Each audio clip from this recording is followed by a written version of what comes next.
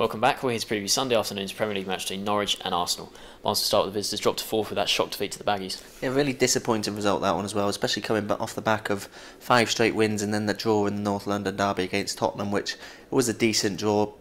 Tottenham probably deserved the win. They were the better side. Yes, it came at the Emirates, but Arsenal, they would have been fairly content to come away with a point from that match. So to lose against West Brom, who themselves have been in pretty poor form going into the game, really disappointing result.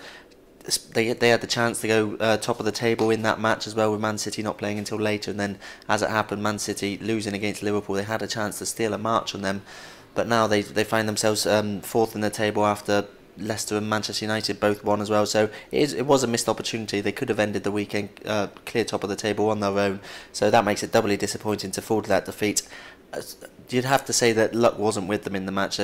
They should probably have won the game, and nothing really went for them because all of missing the penalty was probably the main one, but also Arteta's own goal. Not too much he could have done about that. Morrison's goal, maybe a little bit of a fluke. If it was perhaps a decent finish, certainly a decent finish if he meant it, but I'm not 100% sure, 100% convinced that he did mean that. So perhaps a bit of a fluke, that one. So they can point to the fact that they were unlucky in that game, but still they fell to defeat, and that was a really disappointing one because most people would have expected them to comfortably win that one. They did bounce back in midweek, 3-0 win against Dynamo Zagreb in the Champions League, which is exactly what they needed, a good convincing victory, not only to bounce back from that, but also obviously for their Champions League hopes, because the European hopes are hanging by a thread at the moment. So to come back from that, and for Ozil to get a goal and Sanchez 2 goals, important to get a good solid victory in that game. So they bounced back well, but that one against West Brom is really disappointing. Yeah, the one in midweek was absolutely huge for them. You know, since Wenger's been there, I think they've always qualified, you know, from the group stage of the Champions League, and now it's going to be a massive game coming up against Olympiacos in, you know, a couple of weeks' time. Now they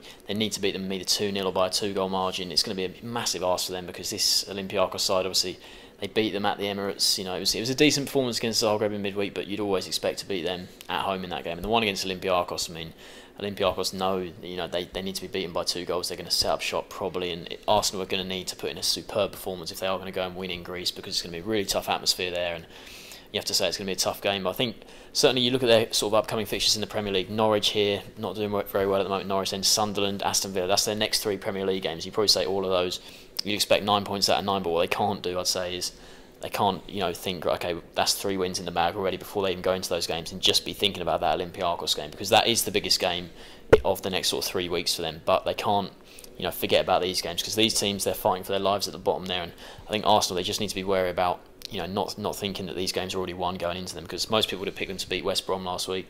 I think they had 73% possession in that game, but they couldn't score the goals and ended up losing. So they've still got to focus on the Premier League, but that game against Olympiacos is going to be in everyone's minds in the next 2 weeks until it comes around. So it's going to be a huge time for the club. Yeah, but they were, as you say, they will be expecting 9 points from 9 from those games, and starting with this one, 3 points. They've still got the best away record in the league despite the loss against West Brom at the Hawthorn. So they are good on the road. I think looking forward, they got positives in terms of Aaron Ramsey coming back from injury. They've missed him, but if he can get back to the form he was showing a couple of seasons ago before all these injuries set him, he hasn't really been able to get a good run in the team since then, and he was on fantastic form there. The big loss for them recently, though, has been Coquelin.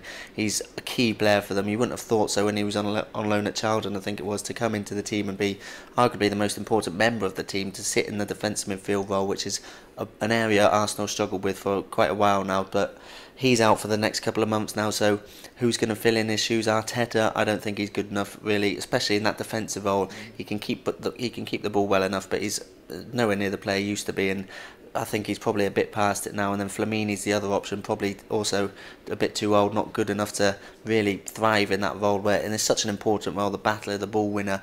When you've got the flair players Arsenal got in front of them, they need that solid presence at that base of the midfield, and Coquelin has done a very good job of that. To lose him, it's a huge blow, and it could have a really big detrimental effect on their season. I think Norwich is certainly looking to take heart from that. Players like Wes Hoolahan, that's the sort of player that player like Coquelin that he'd hate facing, and now that he's not there, might be an area for Norwich to exploit. But it's another really tough game for the Canaries this weekend. They went to Chelsea last weekend, suffered a 1-0 defeat there. Diego Costa with the goal. I think certainly Alex Neil won't be happy the way they defended that goal. It was a bit too easy for Costa to, you know, stick it away. But the rest of the game, obviously, it's only 1-0 defeat at Stamford Bridge. It doesn't read too badly because it's obviously against the champions, but we know that Chelsea are right down there with Norwich in the bottom half, given their start to the season.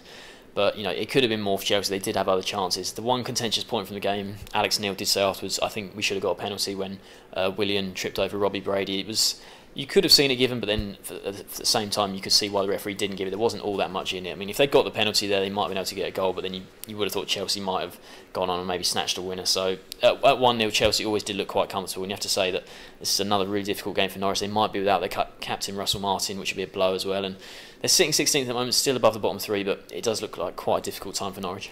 It is, and they've got difficult fixtures coming up, not just this weekend, but Everton, United and Tottenham all before Christmas coming up as well. They've got Watford away after this one, which the way Watford are playing, that's not an easy game themselves. Before the season, if you're a newly promoted side, you always look at the games against fellow newly promoted sides as chances to get points, but Watford have done the best out of any of those newly promoted sides so far, so that's no guarantee. And then, as I mentioned, Everton, United and Tottenham before a huge game at Christmas against Aston Villa. As I mentioned last week, out of the teams down there at the bottom at the moment, I'd probably still say Norwich are maybe best equipped to stay up, but it is only one league win in 8 games now. They're only 3 points above the drop zone. They do need to start getting some points on the board. They seem to be picking up points here and there, but they need probably a bit more consistency about them. They'll struggle to get that going in this run they've got coming up, but they need it sooner rather than later. Yeah, not many people will be giving Norwich a chance in this one. How do you see it going? No, I don't really give them a chance. Even with Coquelin out, I think Arsenal just got the. This isn't the worst game for Coquelin to miss. I think Arsenal got the tools in attack to really hurt Norwich. So I'm going to go for a fairly comfortable 3-1 win for Norwich, for Arsenal. Sorry. Yeah, I think Arsenal. Yeah, I back them to get 3 goals as well, and I can't really see Norwich scoring against them. So I'm going to go 3-0 away win. So both picking the Gunners to win this one. Thanks for joining us.